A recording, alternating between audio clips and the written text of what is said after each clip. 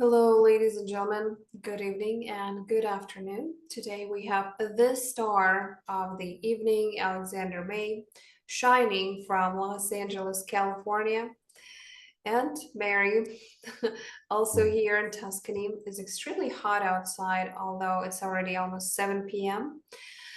And today we will talk about stars. We will talk about the issues that we currently see developing in front of us in form of potential World War III, the events that are happening in the Middle East, and how we should approach it energetically, philosophically, right, Alexander, astrologically, to stay resilient, to stay strong, and to thrive instead of surviving. This is always our objective. Alexander, how are you today? I'm doing really well. I'm currently moving through a lot of things energetically, but I also feel really great. My life is up leveling right now. It's so interesting that my business is thriving while so many crazy things are going on with the world, but life goes on. Um, and I was thinking about this recently, actually. I have a reel that I'm going to post later about how certain forces are trying to turn us all against each other, and what we can do to kind of have a balance between getting sucked into all of the insanity that's going on right now. Mary, do you have any opinions on what's going on astrologically right now, or what is your whole take on that? Well, what's happening currently is very closely tied to the natal chart of Israel. Mm, I believe we talked about this already a few years ago. For sure, we talked about it when we spoke, kind of elaborated on astrology and astrocartography, and that some places are suitable for people. And you can see in the natal chart of a person what area he or she should live in to really mm, fulfill that karmic task. And every time Israel gets hit or gets to be the major hero in some kind of news story, is around eclipses. mm, So we have right now the midpoint between the two eclipses. One happened this spring and another one will happen this autumn. mm, The midpoint is the point where the energies collide or where they, let's say, shoot out. This is the moment of releasing the tension that's been building up because of the eclipses. mm. And Israel itself, I mean, if you should we take a look at it? I mean, it's quite Sure, interesting. that would be cool. Let me try to first of all turn on my astrological program, and before it all appears on my screen, let's symbolize our objective for today. When we talk about these unfortunate events, we're talking about it not to dive into some fear mongering shenanigan. We want to help people and to navigate them through uncertainty, right? This is our Mm-hmm, objective, correct? mm-hmm, mm-hmm. Mhm. So, okay, okay, now it's up. Let me share the screen. Mhm. So let's take a look at this. I hope you can see the screen right Mm-hmm. now. These are current transits. These are transits for today. The program is designed in a way that it just shows the transits or what's happening in the sky. And we see this immense tension between Mars and Uranus. And Uranus, as you remember, Alexander, pertains to everything that is high up in the sky, like stars, mm, astrology, also IT, crypto, something that is man-made but doesn't have a person inside, like a rocket or a drone.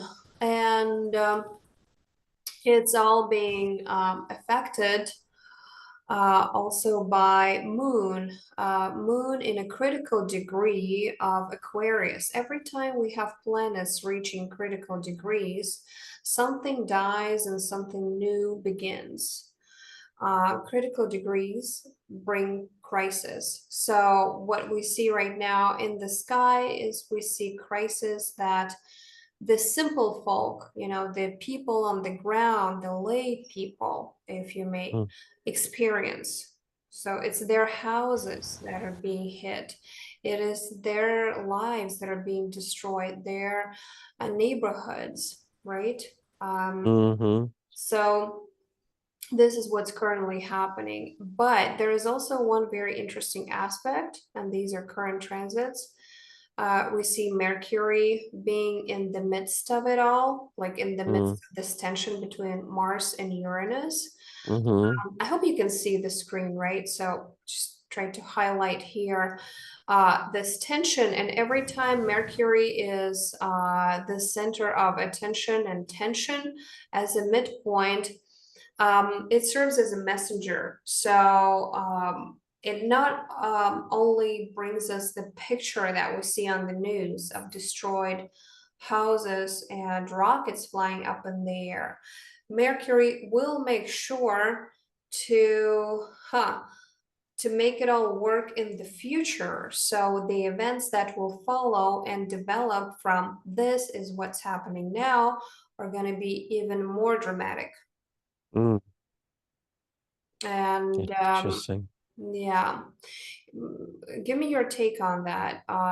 As you look at the current transits, what is it? What's going through your mind? What it is that you are thinking of that you, as let's say, person who works with people on a daily basis, what have you witnessed is being triggered in people currently?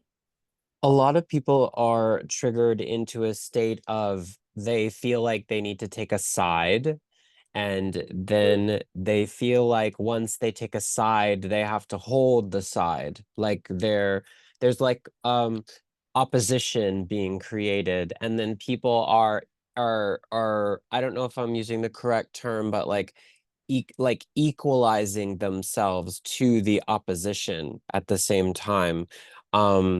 And not unlocking themselves from being opposed to each other. So it's like you're with me or you're not kind of Mm, situation. And then but the other part that's interesting is a lot of people are becoming more aware, but then they're trusting the information of hysteria mhm, and trusting salacious news, or just trusting whatever is being shown to them on Instagram as the truth, mhm. rather than going more within, right?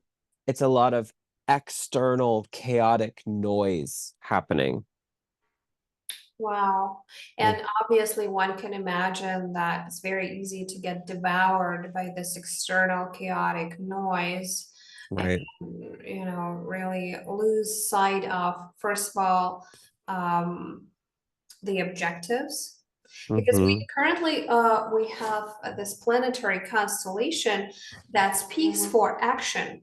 And yes, we have malefic planets squaring each other, and there's all of this tension that resurfaced again and again in Israel and in Iran, that was inherently there because these countries were founded or were announced as countries at certain midpoints and eclipses, and the planetary constellations just resonate with something that was there in the past. Mm, But on a positive note, we have also planetary alignments that speak for action and the moment where you can achieve things very easily and very quickly. Like, for example, you just got your passport, right? And it's been a while since you've traveled Mm-hmm. outside of the US. So things like this, documents get ready, new um, new companies are being founded, new creative projects are being executed. Mm-hmm. And instead of doing this, unfortunately, a lot of people are just washed away, taken with this wave of chaos. But yes, if we look at the natal chart, for example, of Israel, Mm-hmm. this is exactly what you said before, is instead of tending or clinging towards chaos, let me just highlight this right here, Mm-hmm. because they've got their North Node in Scorpio, and you and I, we know people with the, sorry, South Node in Scorpio. It's basically like a suitcase without a handle that you cannot really carry and you don't really know what's inside. So Mm-hmm. what's inside of the suitcase is sorrow, disbelief, tendency to use other countries' resources, and aggression and revenge. And as long as this is being the main focus, the country will never develop and will never find peace. Mm-hmm. And the major objective here that should be the goal for the country is the North Node in Taurus, which means Oh. beauty, which means, beautiful architecture, agriculture, medicine, cosmetics, everything beautiful. I mean, last time I visited Israel, their agriculture really impressed me. I mean, it's a desert, but yet they're able to grow food there very well. And also their cosmetics are just, on the borderline to being fantastic, like the best in the world. This is what they should focus on. Unfortunately, sometimes we're being pulled back by our South Node, and because it's in Scorpio, the subject of anger, right? The anger issues are being brought back again and again and again. Mm-hmm. So, Alexander, question for you. Every Yes. time you meet clients or your friends who, I know it's not popular in California to be an angry person, right? Because usually it's like rainbows and dogs and angels. But what happens to a person if he or she suppresses his anger for an extended period of time? Maybe we should talk about that. That's a really good question to ask. So, suppressed anger can usually come. Oh, a hummingbird just showed up when we said that. Suppressed anger usually shows up in the form of manifested illness, particularly things like hepatitis C, hepatitis B. The other thing too is I've had clients who had suppressed anger that would have nervous system blowouts more often than a normal person because the nervous system is trying to tell you something. It's not that we go into this whole thing about like, oh, my body's just not working anymore. And I'm like, no, actually, your body's trying to tell you something. Your body's trying to give you a message, you know? And when it comes to revenge, right?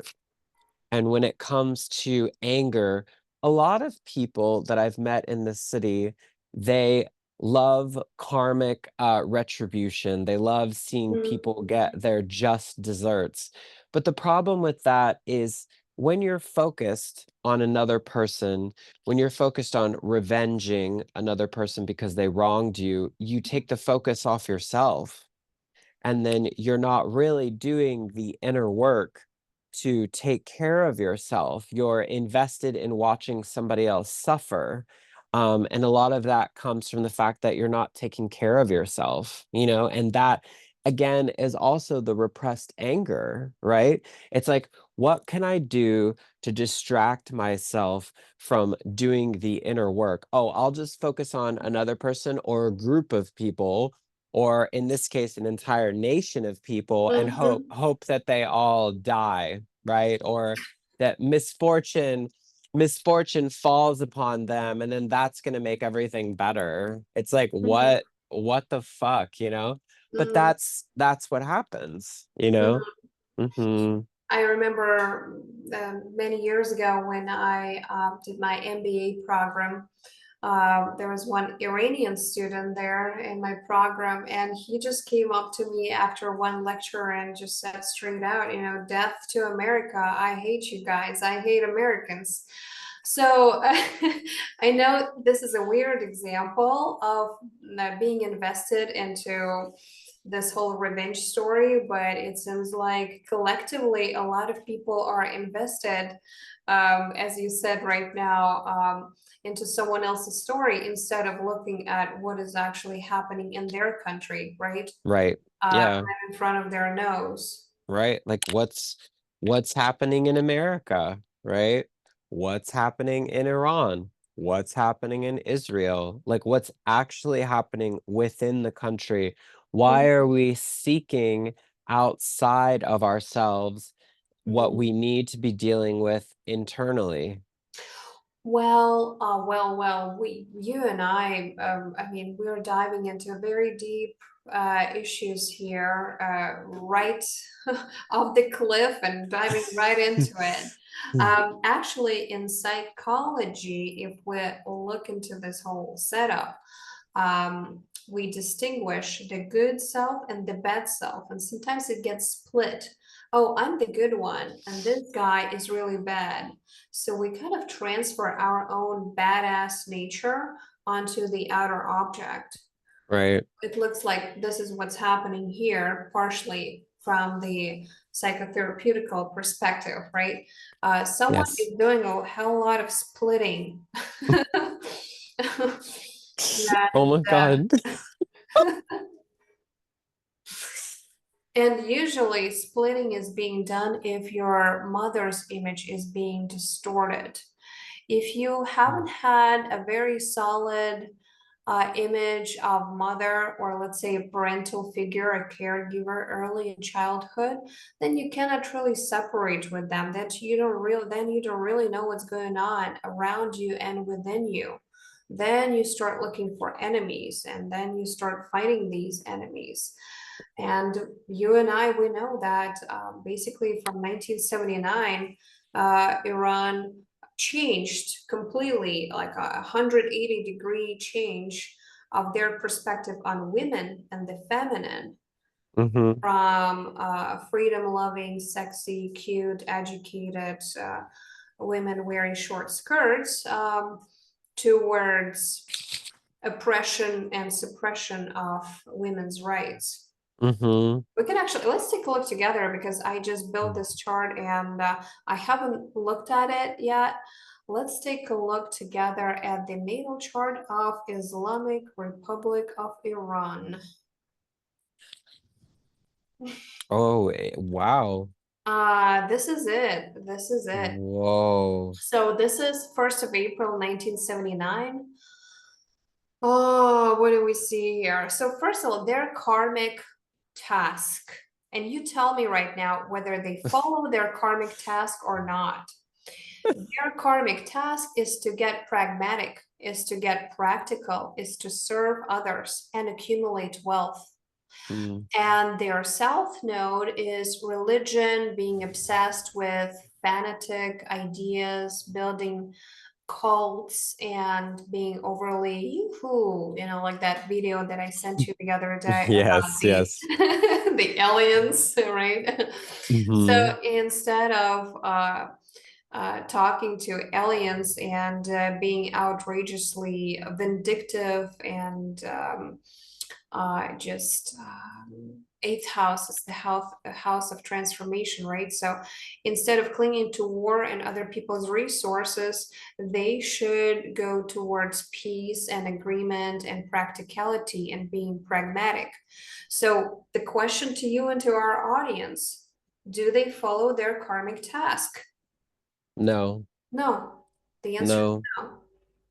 no. And also, I can intuitively read, there's a lot of Pisces in here too. Mhm. And it's almost like there's a resistance, almost like a resistance to the innate spiritual nature that they all could be harnessing. There's like, it's almost like a, how do I explain this? I've actually, you know what's interesting is I've never seen this before, but I Mhm. know the issue that's happening is there is a strong connection to faith and to spirituality, but it's being blocked. There's all of these signs of like deep spirit, almost like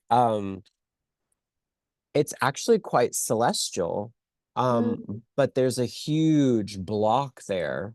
Like, it's very strange. It's interesting. Could never really put into words what I felt before, and now I know. Huh. Wow, this is a very deep analysis and spontaneous and yet very much to the point. Speaking of their spirituality, they have Uh-huh. a great history of being spiritual back in the days. And this is being symbolized by Jupiter in the 12th house in the critical degree, which means that their spirituality, the spirituality of this country, will go through a major transformation. And they will basically cease to exist spiritually as they are now, as what they identify themselves um, through now, and they will develop probably some kind of new type of religion. As outlandish as it sounds right now, it's very possible that this, the inner pride and everything that they used to pride themselves for will cease to exist and will be transformed completely. I also see in this chart the suppression of women and women's Mm, rights. Look, Saturn opposition Venus. Venus is mm, beautiful here in the sign of Pisces. mm. And a lot of oppression and suppression of their own folk, the simple folk, the population.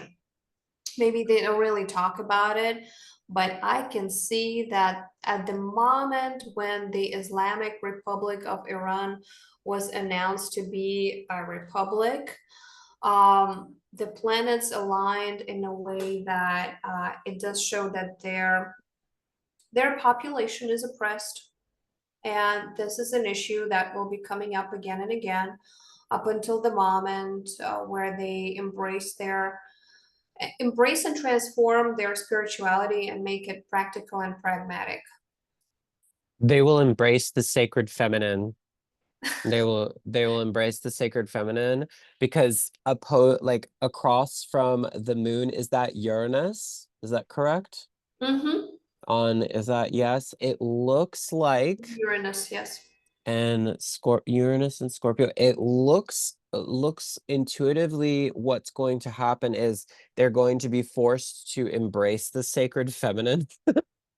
And Mm. Mm-hmm. it looks like there will be a sort of revolution for women again, but not it will be controlled. Yeah. Mm-hmm. Mm-hmm. Yeah. There's a lot of it's interesting because Scorpio is like the Mariana Trench of emotional intensities, right? Mm-hmm. Yeah. The Mariana Trench is where, all of these sea creatures can survive that are completely blind in boiling hot temperatures, right?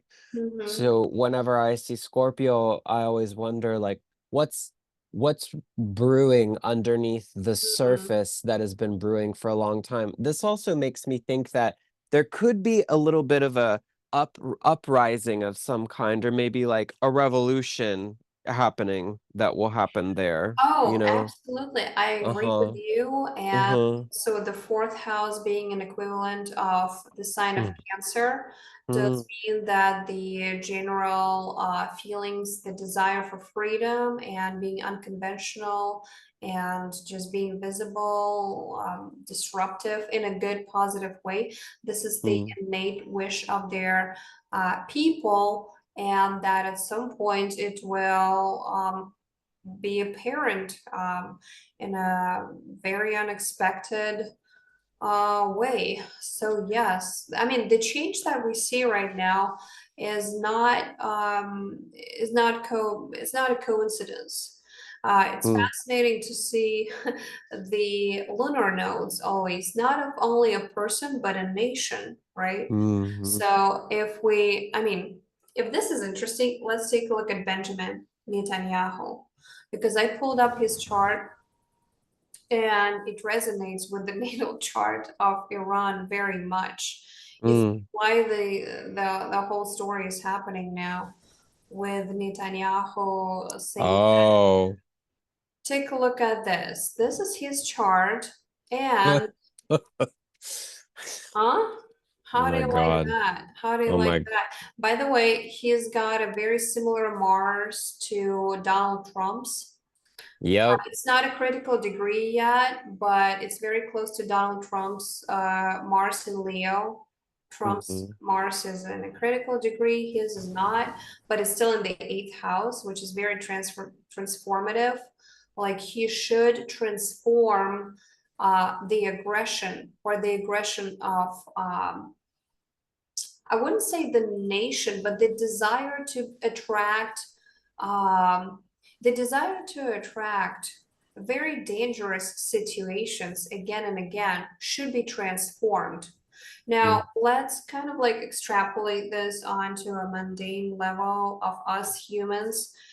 Have you had clients whose desire to self-destruct was way stronger than the desire to live? And Oh how yeah. you have dealt with it?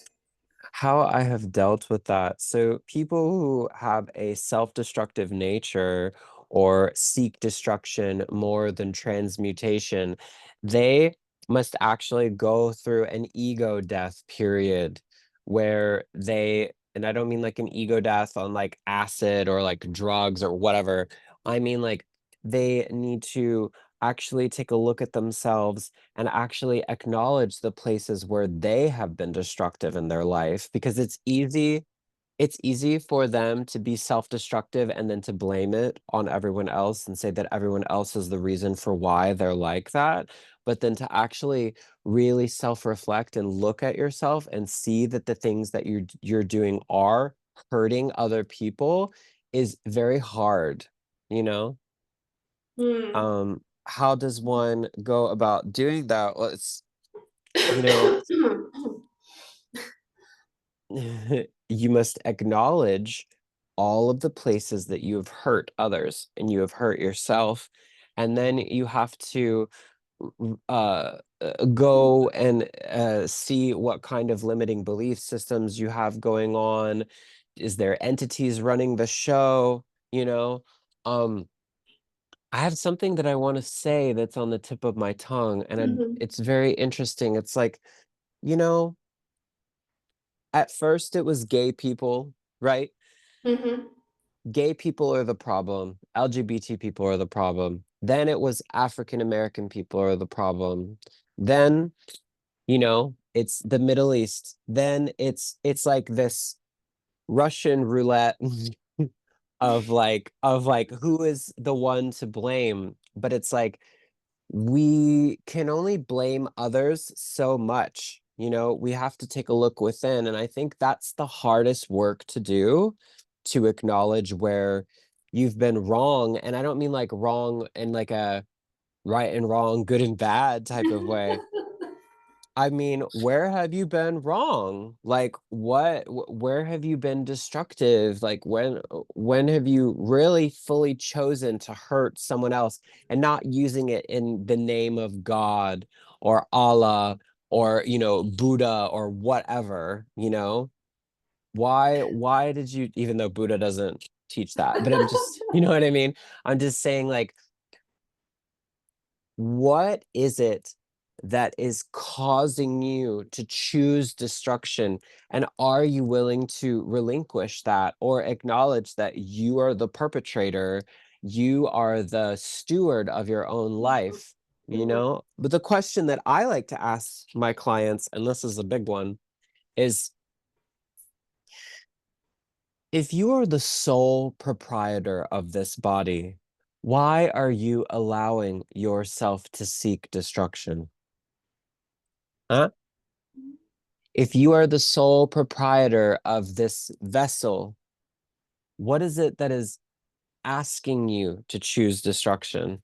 And when I ask that question, that brings a lot of clarity because it is entities, it is limiting belief systems, it is karma, it is all of these things. Yeah. Mhm. Mhm. Wow. Well, the whole idea of internal jihad and external jihad is now being highlighted from a different perspective. Alexander May, I appreciate you bringing up the topic of entities here. You're welcome. Uh-huh. For the ones who know, they know. For the ones who have Yeah. read Quran, you guys know what we're talking about. Yeah. Oh my Well, gosh. Mm. Mary, that's the thing that a lot of people don't know about me is I read the Quran when I was I was like 13. And it was interesting because one of the very first entities that I ever saw in my life was a jinn, and I didn't even know that that's what it was. And when I was reading the Quran, it specifically said what it was. Do you know what I mean?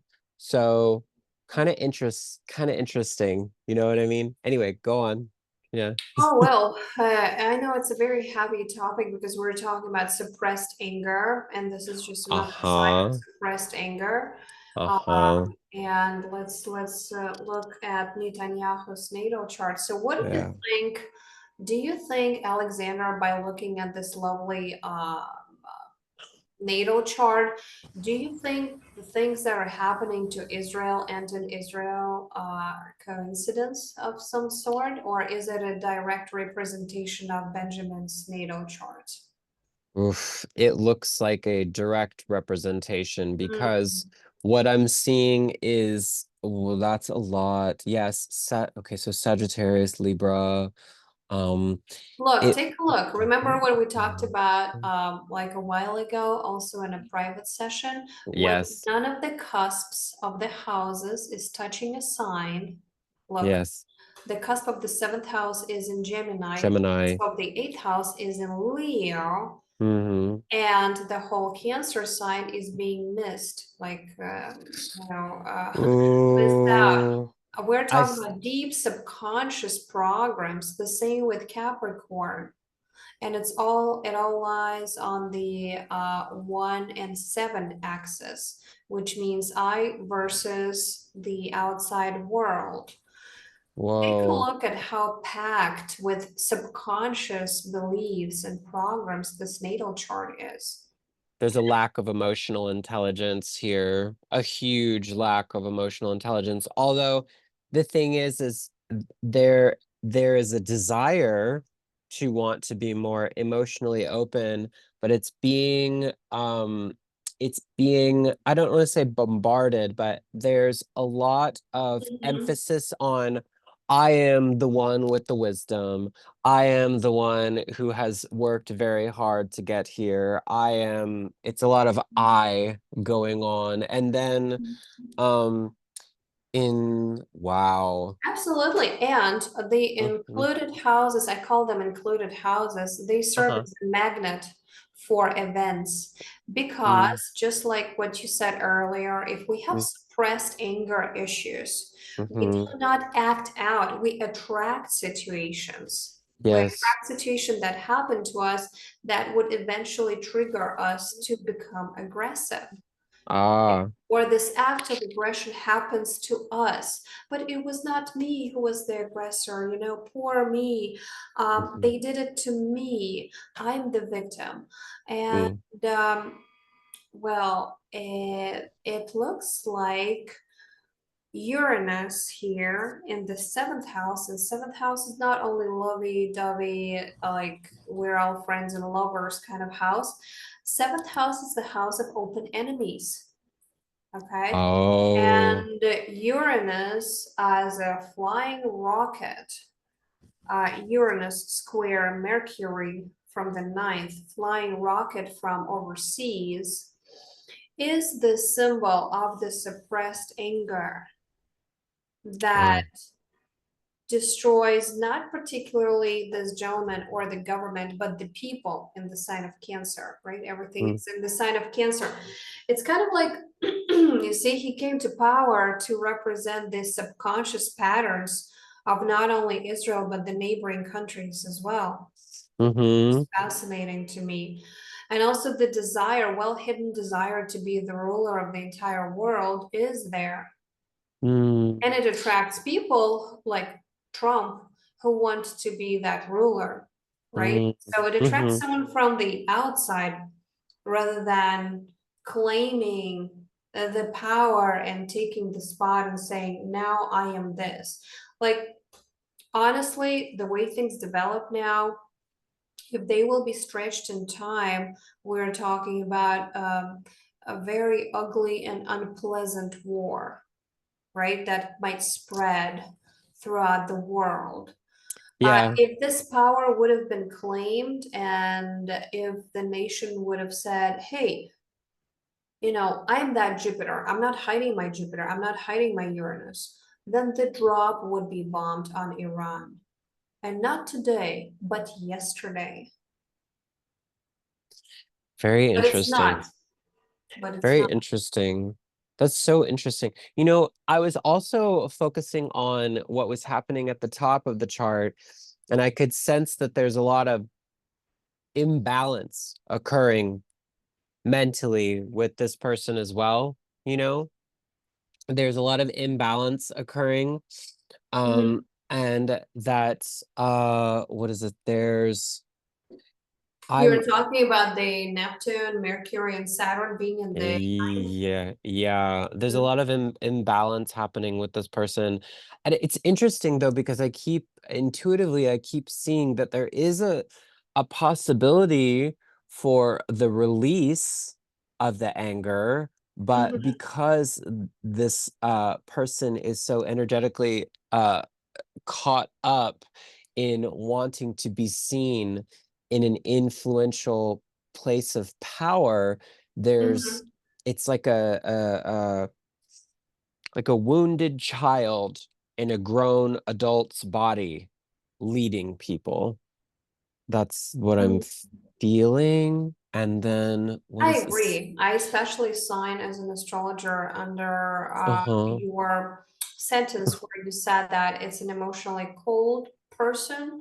Yes. Because some people, let's say on an artificial level, they can look at this moon in Libra and they can say, oh no, Mm, this is the person who is really feeling people, looking for consensus, like looking for friendship and mm-hmm. equality.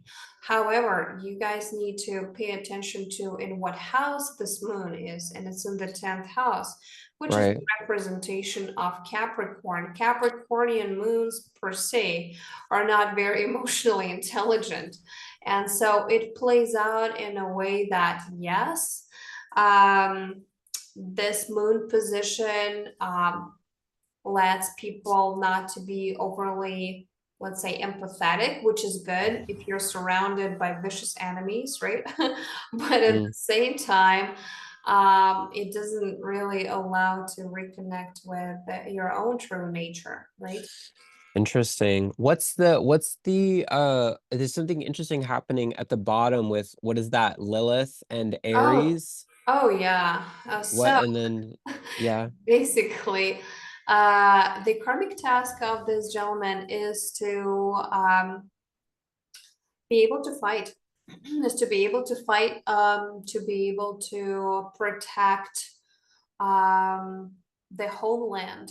Look, Mm, got 16 degrees Aries, and the cusp of the fourth house is 16 degrees Aries as well.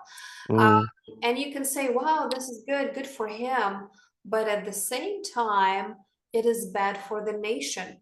That means that as long as Benjamin Netanyahu is in power, there will be fight over land or within the four walls of the houses or mm, people who are under his command. mm, Plain and simple. And this is what also happened in California. Remember how we had this brilliant crystal talk mm, and talked about Gavin Newsom and his I rulership, remember. and also analyze his natal chart, to what extent it influences California and doesn't do any good to California. So No. um, from what you and my dog is growling right now, she talks about Gavin Newsom, which she never does. Oh, fascinating. So, I know that California has become the center of, let's say, tension and attention. Um, Now, what has shifted there? What have you been perceiving so far? Because you are there on the ground. What have you been perceiving so far energetically when it comes to this area and this land? Is it something new, or is it just the old regret, rejection, resentment that is resurfacing from the past, from the Civil War times, or maybe earlier? It is regret, yeah, regret, yeah, the three R's. And it's looping itself again, kind of like what I was talking about before. Now they're targeting Mexican people, like Mexicans are the problem, right? Illegal citizens are the problem. It's the loop of what's happening. They're not giving people a time to rest, right? they're uh they Mhm, are keeping people in a state of panic and fear, and they are making sure that people don't leave their houses. Yeah, a lot of people are staying inside. A lot of people aren't leaving their homes. And this is also during Gay Pride Month as well. So even like a lot of people who are celebrating Pride are very stressed out right now. No mhm, one, no one can really truly enjoy themselves, and that's what they want. They want everyone to be in a constant state of fear and panic. Um, uh, there are videos surfacing online of protesters being physically assaulted, you know. But there's an interesting part about this that people don't know, and mhm. I'm gonna share a story on a human Yes, level with yes, everyone. thank you. You're welcome. When the Black Lives Matter protests were happening, the very first day that it was happening, I was doing a energy healing session with someone on a rooftop, right? So we set up the massage table on the roof so that we could get all the sunshine, and Mhm. heard this like strange scraping noise in the alleyway, right? And so I went and I looked down, and it was a police officer dropping a pallet of bricks into the alleyway. Mhm.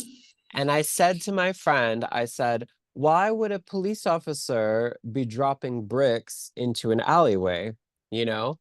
And then as I was walking home, I realized that there were police cars that were empty out in the street and didn't have any electronics inside of them. And some of them were missing wheels.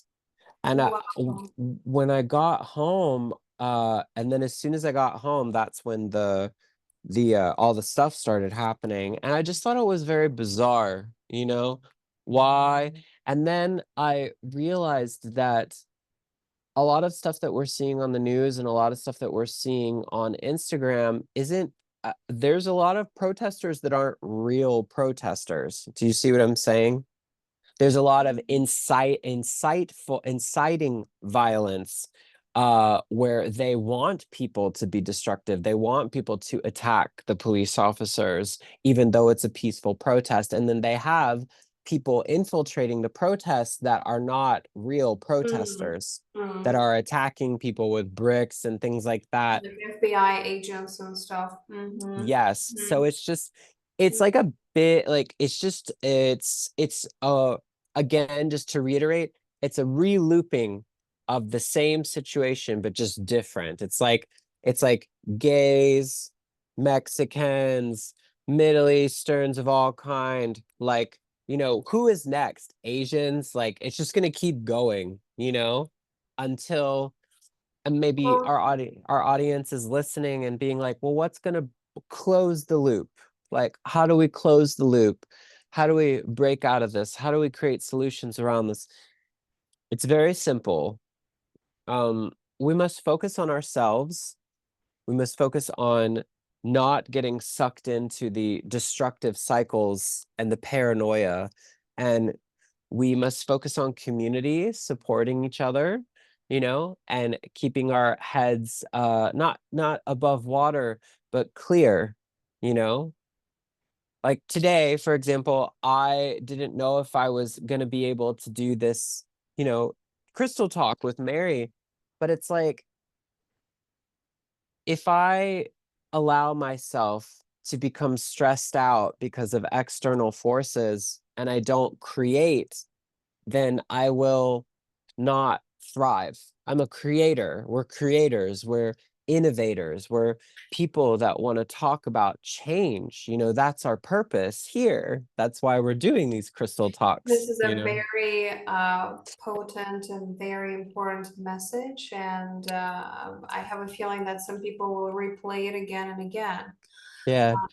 Create, absolutely. And just like the north node of Israel, right, is in Taurus, I think the major focus should be right now on Taurus.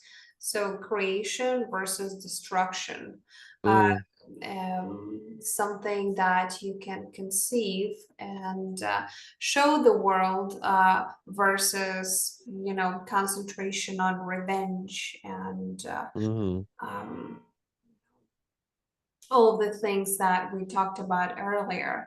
I don't want to let you go. I want to continue, actually, Alexander. I think we should dedicate some time to California and in general.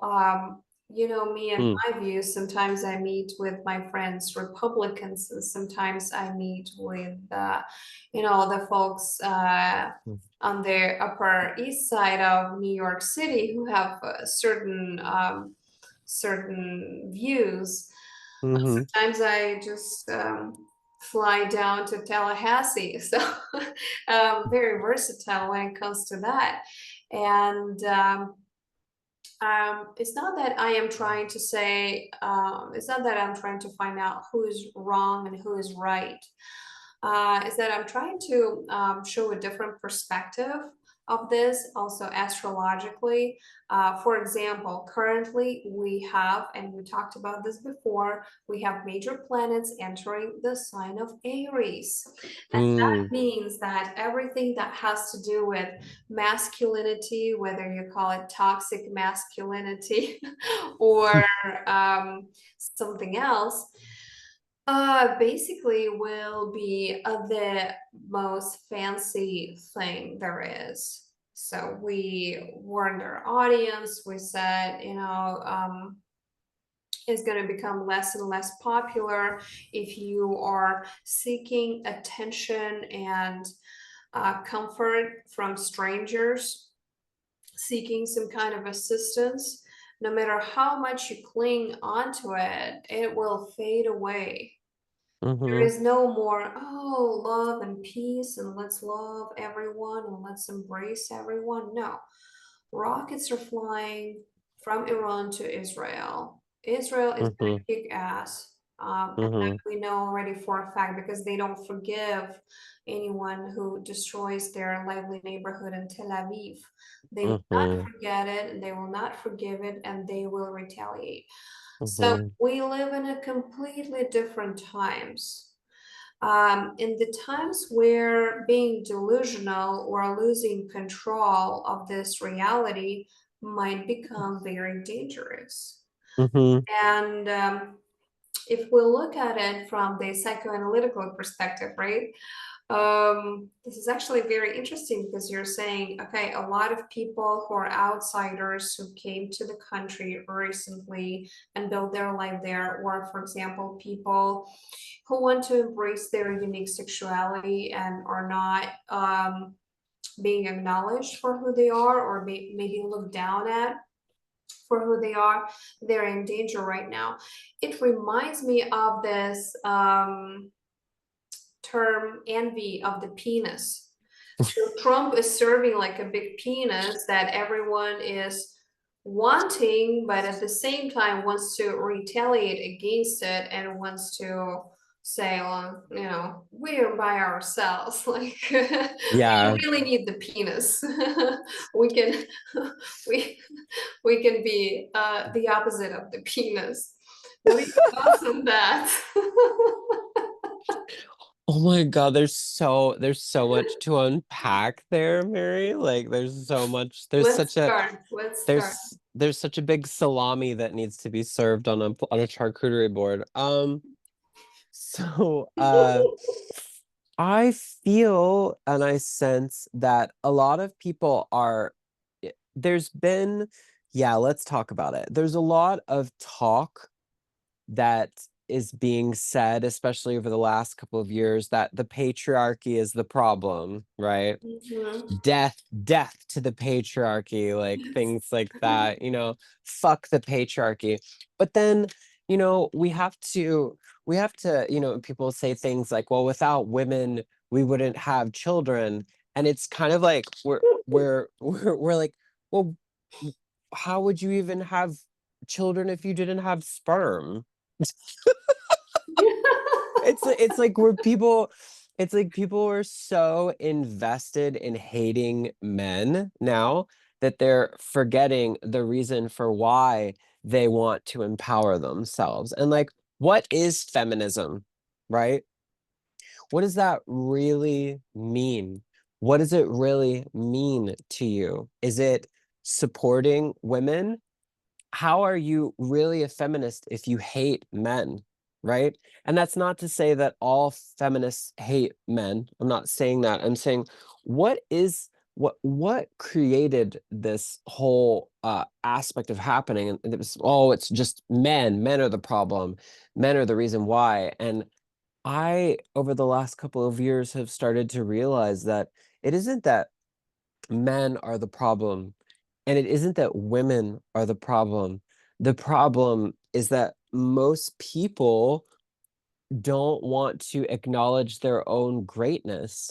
They're searching outside of themselves to these leaders that we've set up and placed in power. And we are search we are searching for the love that we could not receive from our parents through these world leaders. We are we are Wow. we are seeking, we are looking up to these like you know how like a child or a grown adult will just their parents can do no wrong, right?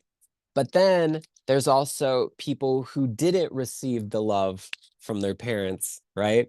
Or the Mhm. the love they thought they should have received, and then they resent their parents, right? So I can see that being acted out politically, um, energetically, mentally. Fascinating. Mm, Fascinating. So the whole thing in California can be basically boiled down to that father-son conflict, kind of, right?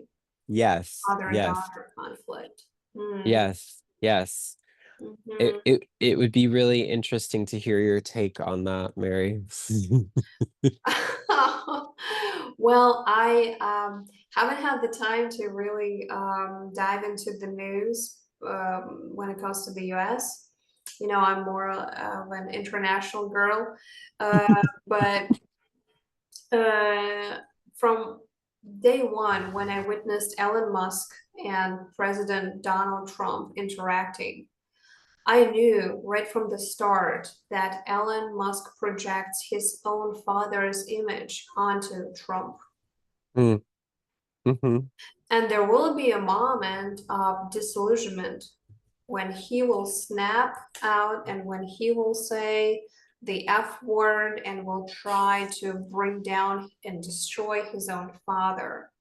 Because it was very weird. I remember the presidential campaign where he kind of gently put his head against Trump's chest. It was very like father son moment. Yes. And as always with narcissists, first you have the um, idol, right? The moment where you idealize people and they're the greatest and they're the best. And he said, I feel love to this man like a straight man can feel love to another man. And now you have the little dance of where you stamp on the chest of the poor Trump and say, he's a piece of shit. I am better. I know better. So Yep. this is the devaluation moment that is played out apparently very often in this guy's life. Um, and it's just fascinating how many um, people who haven't gone through therapy are ruling the world. That's Yeah, all I can say. we're being ruled by a bunch of like man babies and women that coddle them as well. So it's like it's it's a very interesting time that we're in right now. Yeah. Oh yeah.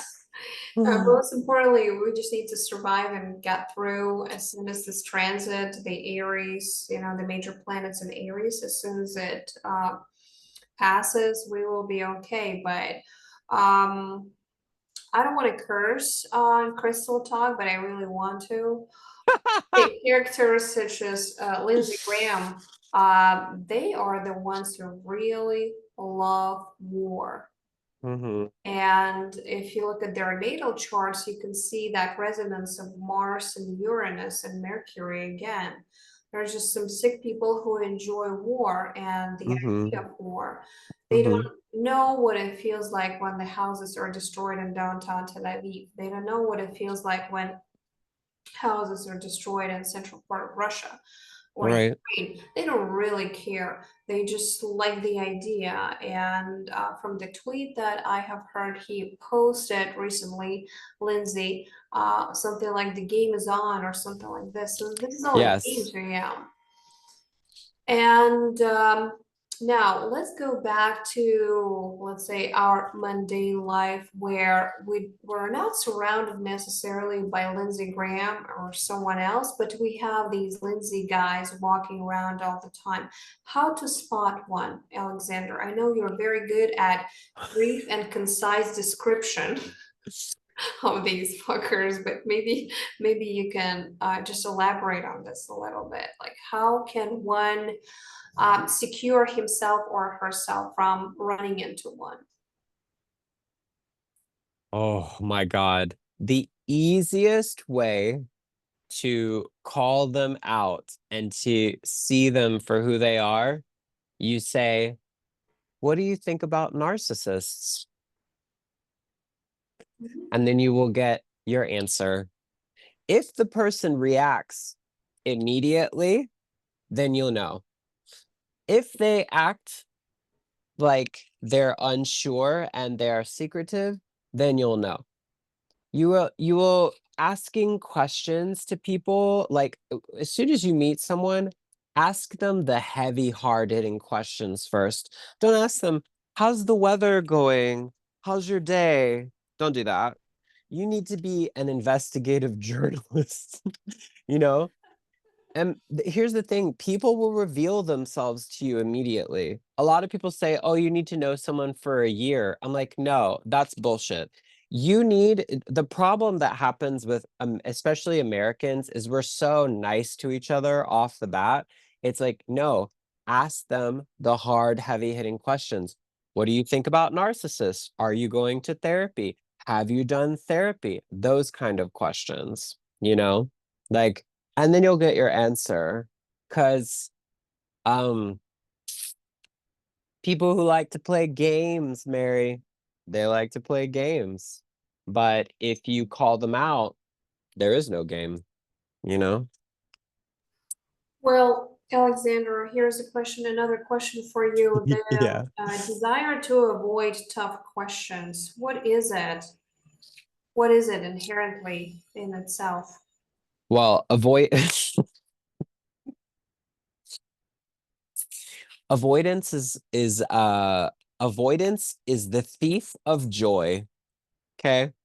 So, avoidance, when you avoid or when someone avoids or resists against receiving information or vulnerability, that is a very deep rooted thing that that person is dealing with. But if you are coming from a place of compassion and love, and that person avoids receiving your compassion and love, it's probably not going to work out, you know? And it doesn't have to do with you, it has to do with them, you know? I spent a huge amount of my life avoiding receiving love. And I attracted a lot of people into my life that were very rebellious, because I thought that it was attractive. But just because someone is rebellious doesn't mean that they can receive you, right? This bad boy, bad girl mentality, being attracted to or wanting to be friends with the bad boy or the bad girl, the person that was born on the wrong end of the tracks, Mhm. etc., etc. Um, yeah, and I say that phrase a lot whenever I start to perceive someone. I go, avoidance is the thief of joy, you know? And someone who does a lot of avoidance but wants to be around you all the time and absorb your energy, your thoughts, and your ideas and things like that, they're just, if they can avoid their healing, they can focus on you. So you have to be careful with people like that too, because people like that who only want to focus on you and what they can change in you rather than looking at themselves is very destructive. Yeah. Uh-huh. Mhm. Mm-hmm. Uh-huh. It's kind of like the Islamic world that wants to change the Jews, right? All the time. It's like they're possessed with this, obsessed with this idea of changing them because Yes. they're working Yeah. on themselves. Mm, Yeah.